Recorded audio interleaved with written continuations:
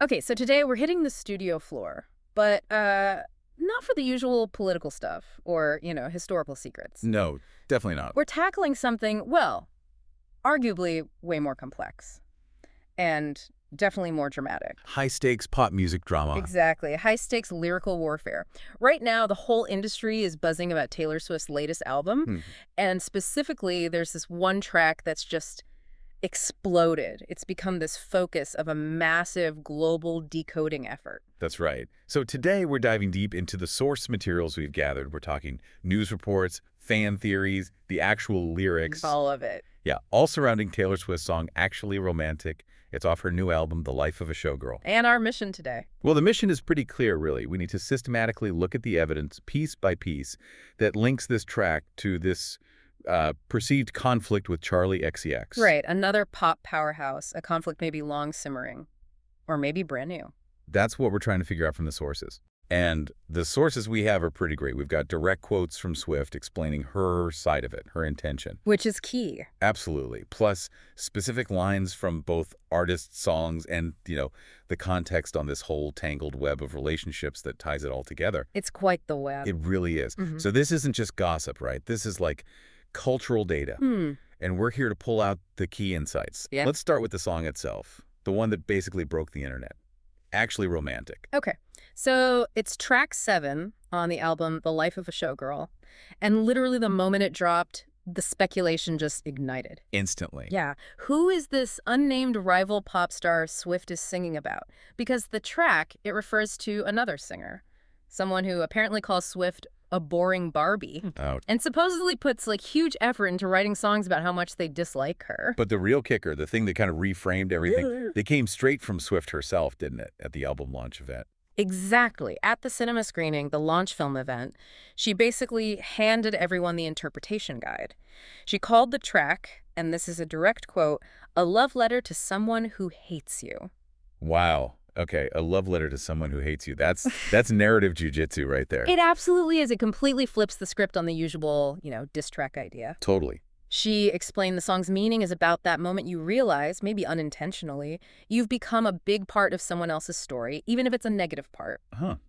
Interesting take. And then she boiled down the entire music industry, maybe even celebrity itself, into this one almost chilling phrase. Which was, don't leave us hanging. She said, and again, quoting from our source material here, "In my industry, attention is affection, and you've given me a whole lot of it." Whoa. Okay. Attention is affection. That just, it shifts the power dynamic completely, doesn't it? Totally. She's taking what was intended as hate or criticism or whatever, and she's just reclassifying it as this grand romantic gesture. It's brilliant. It is strategically brilliant, yeah. But hang on. Let's push back on that a bit. Is she genuinely saying she feels affection for that effort? Or is this just the ultimate spin, a way to neutralize the original criticism? And that's the million-dollar question, isn't it? That's the debate everyone's having. Our sources don't give us the definitive answer to her true feelings. Of course not. But they give us her intentional framing of it, her performance of it. She went on to say she found all that effort, all that negativity directed at her. She found it flattering and very, very sweet. Very sweet. So by saying that, she basically denies the hater the satisfaction of having caused any pain. She turns their emotional energy into validation for herself. It's pure narrative control. Yeah. Master level. If attention equals affection, then the diss track, which is usually an attack, Right. it becomes this unsolicited love song in her version of reality. And that whole twist, it's captured perfectly in that one key lyric from Actually Romantic. Absolutely. The line that really drove it home, the one that gives the song its title. "It sounded nasty, but it feels like you're flirting with me. All the effort you've put in, it's actually romantic." Flirting with me.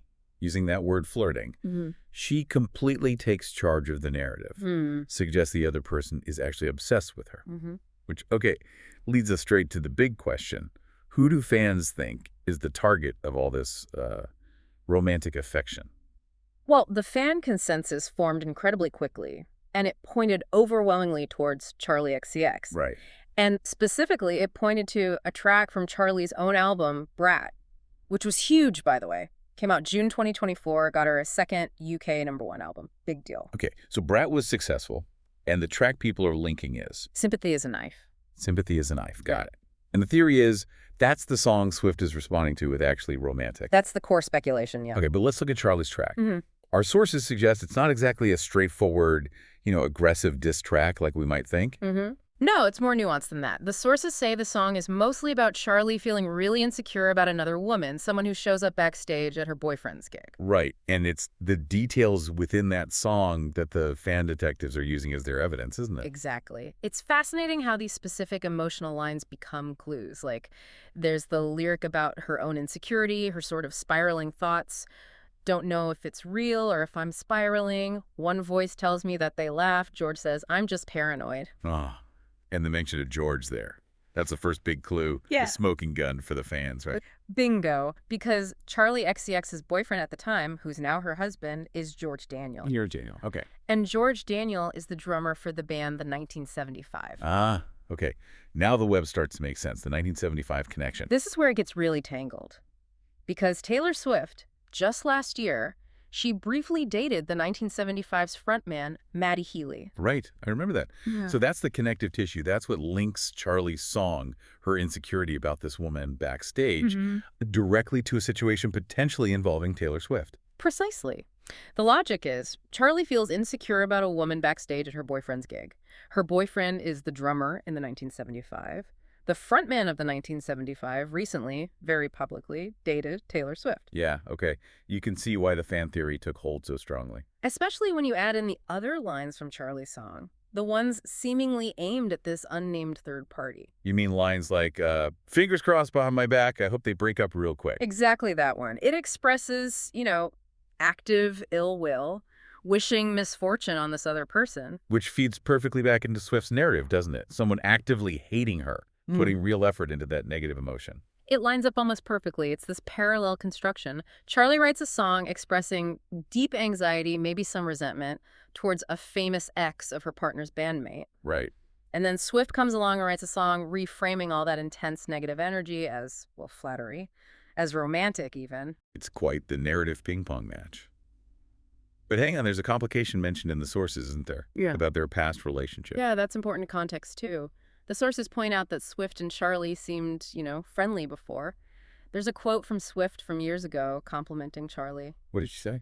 She said she was blown away by Charlie's melodic sensibilities since I first heard Stay Away back in 2011. 2011, okay, so quite a while ago. Does that history make this alleged feud now more surprising? Or does it just kind of confirm that in pop music, alliances can shift pretty quickly? It could be either, really. It might suggest the conflict is very recent, maybe triggered specifically by that dating overlap with the 1975 connection. Makes sense. But yeah, the complexity, the personal history, that's exactly what fuels the whole decoding machine. Which really brings us to the bigger picture here, right? The whole culture around Swift's music. Absolutely. This whole decoding industry. It's not just a side hobby for fans, is it?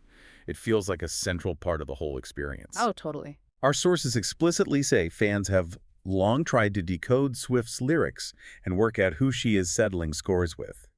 It's expected. It really is like a sport for them. Yeah. Every album drop is like this giant puzzle box appearing. And the reason this track, Actually Romantic, is getting decoded so intensely is because the fans have been trained, essentially. Trained to look for the breadcrumbs. Exactly. They see it as this intimate invitation, like they're getting a peek inside her life, figuring out the secrets. And this new album, The Life of a Showgirl, it's apparently full of potential decoding targets, not just the Charlie one. Oh yeah, the internet speculation machine went into overdrive immediately.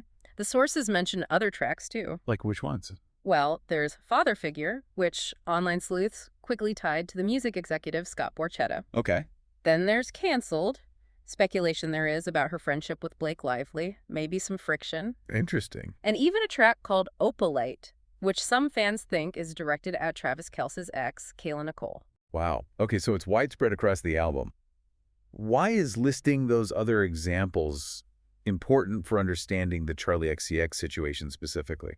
Because it demonstrates the established pattern. It shows this is the expectation now with her music. Listeners don't just hear the song, they engage with the context, the biography, the potential real-life drama behind it. Right. Swift has built this ongoing, self-referential world that rewards you for doing these deep dives into her life and relationships. The listeners almost become co-authors, constructing the meaning by finding the muse or the target. It creates this feeling of incredible intimacy, doesn't it? Like you're unlocking diary entries. Exactly. But this decoding, especially around the alleged Charlie beef, it hasn't had uniform reactions, has it? We saw some diverse fan comments from that Swiftageddon club night swing. Right, that's where you see the human impact, the different perspectives. We had Anya, 24 years old, who really connected with actually romantic on a personal level, found it universal. What did she say exactly? She said, it's universal, we've all had that feeling. So for her, it wasn't really about the specific feud. It was about the relatable emotion. Okay, so one perspective is universality. But then you had Tanya, 27, who identified as a Charlie XCX fan, and she had a different take. What was her view? She felt it wasn't very fair or feminist for Swift to be seen as taking public shots at another woman in the industry. The women tearing down women angle. Exactly. Though Tanya did add the caveat about, freedom of expression. Sure. But it shows that tension, right?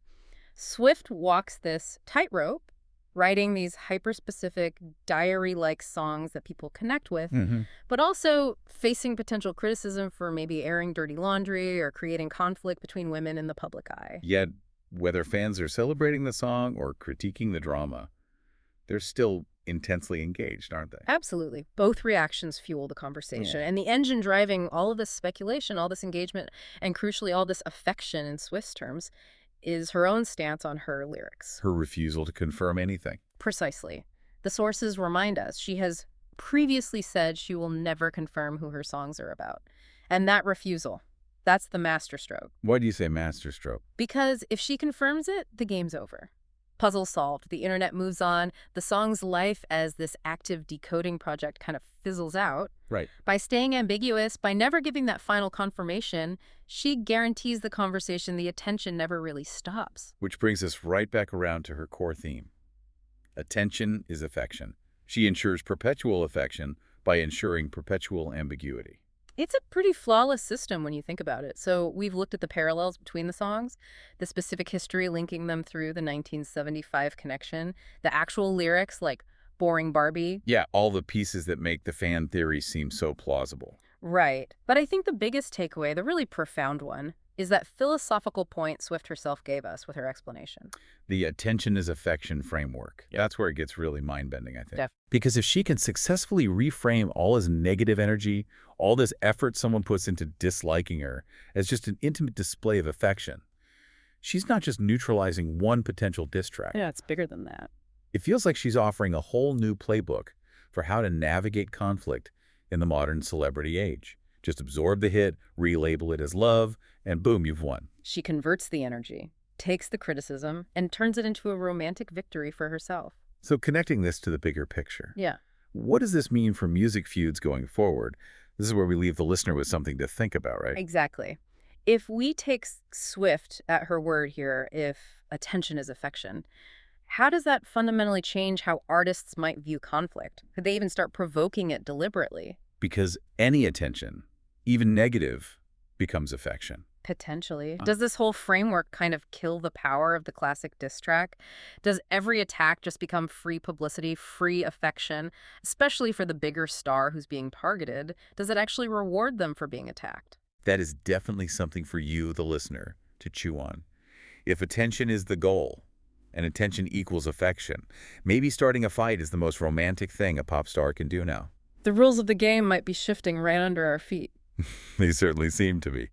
Well, thank you for joining us for this deep dive into the very specific, very dramatic world of celebrity lyrical warfare and the art of decoding. Always fascinating. We'll catch you next time on The Deep Dive.